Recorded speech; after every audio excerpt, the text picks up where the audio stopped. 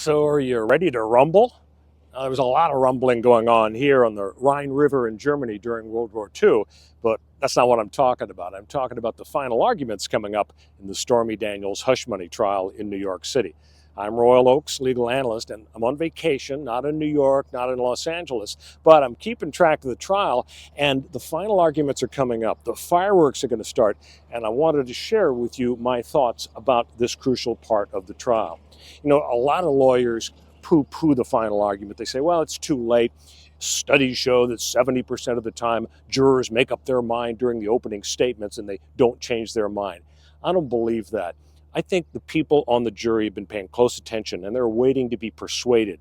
In this kind of situation, of course, folks have focused on the cross-examination of Stormy Daniels and Michael Cohen. There were fireworks there, but you know, that's just a slice. You've got the cross, you've got the redirect, the recross.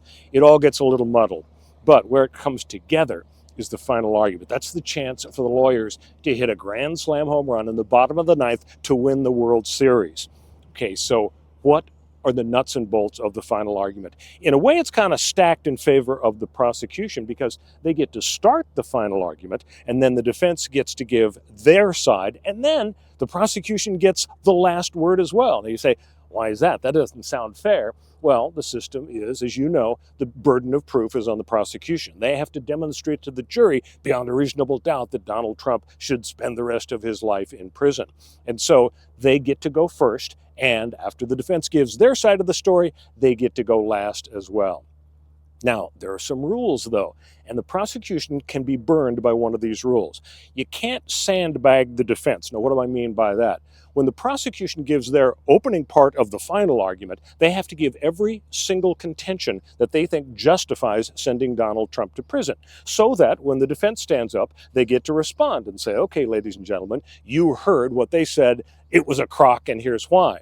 And then the prosecution gets the final word. But in that final word, the DA does not have the right to introduce a brand new argument because the defense would have to just sit there glumly at the counsel table. They don't get to respond. So there's some other rules also. If you give an argument that amounts to misstating the evidence, if you say, as you know, Stormy Daniels said X, but she didn't, that means the other side may object, and as a result, they're going to look really bad when the judge sustains the objection and the jury is going to hold it against the person who tried to cheat in the final argument. Okay, let's move to the themes of the two sides. First of all, what does the DA have to prove in the final argument? And it all amounts to lying. Tissues of lies. First of all, did Donald Trump have sex with Stormy Daniels? Well, we know it isn't really related to the heart of the case. The case has to do with the idea of falsifying documents, the idea of not reporting a campaign contribution. But the fact of the matter is, you know darn well this jury is going to believe, yes, Donald Trump had sex with her. He kept in touch with her. There were a lot of phone calls and contacts with the White House. Is anybody going to believe that he didn't have sex with Stormy Daniels? And the problem is, Donald Trump is denying that it happened. So the jury is probably going to think he's a liar for that reason. The second element of the tissue of lies is the question of whether Donald Trump knew darn well that the records were falsified. Now, in this case, the problem for Trump isn't really the statements by Michael Cohen on the stand that, oh, Donald Trump was sitting around the Oval Office in 2017 and he admitted to me, oh, yeah, we're falsifying the records. You can toss that out. All you have to do is look at the 17 checks. Donald Trump's big Sharpie signature is there, and 1 inch below it, it says for legal services. Well, the argument by the DA is that wasn't for legal services. Instead, it was reimbursement of Cohen for paying off Stormy Daniels. So that was a lie. What's the third element of the tissue of lies the DA will advocate? Well, it's the idea that the real purpose of the payment was a campaign contribution as opposed to just avoiding embarrassment. I mean, let's get real. Don't you know that Donald Trump absolutely intended that the $130,000 to Stormy was to help his campaign? It wasn't just to avoid an awkward dinner with Melania because of the embarrassment of the story coming out. So that's another element of deceit that the DA will push. Okay, now let's move over to the defense side. What are the themes the defense will want to hammer on? The first one is the idea of sticking to your guns. And this is crucial because all Donald Trump needs is a single juror out of the 12 to vote not guilty, and the whole thing is out. It's a hung jury, it's a mistrial, and you'd have to do it all over. Now, Here the key is the lawyer for Trump has to emphasize in his final argument, look, the evidence just isn't there to send Donald Trump to prison. And if that's what you conclude after deliberating honestly and openly, stick to your guns. Don't let the peer group pressure impose a burden on you to, well, we'll find him guilty of just a misdemeanor, or maybe the judge won't be too hard on him, or somebody will pardon him. That's the message the defense attorney has to give, to absolutely stick to your guns. Then, on the gun theme, there's the weaponization issue.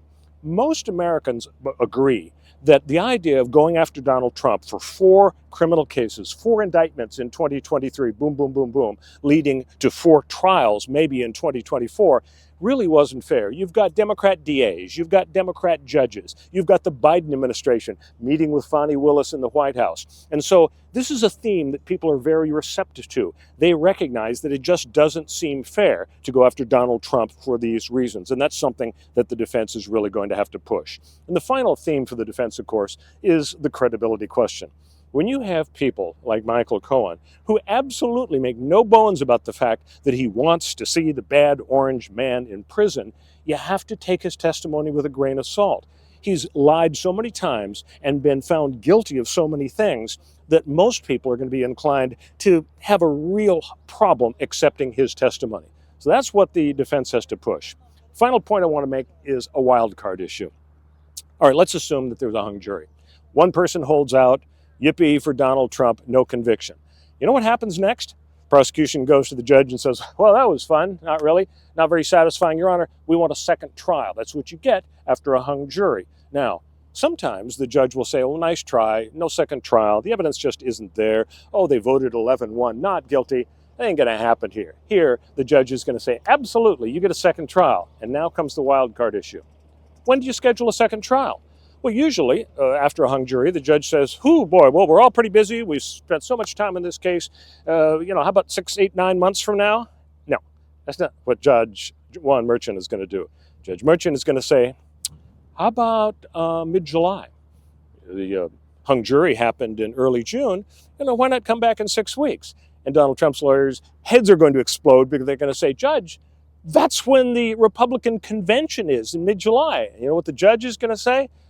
Well, I don't care about his day job. I care about administering justice. No man is above the law. So it's very possible that if we have a hung jury in the Stormy Daniels case, Donald Trump will be forced to undergo a second Stormy Daniels trial later in the summer. The fireworks are going to be pretty amazing. Thanks for listening. We'll see you back in Los Angeles.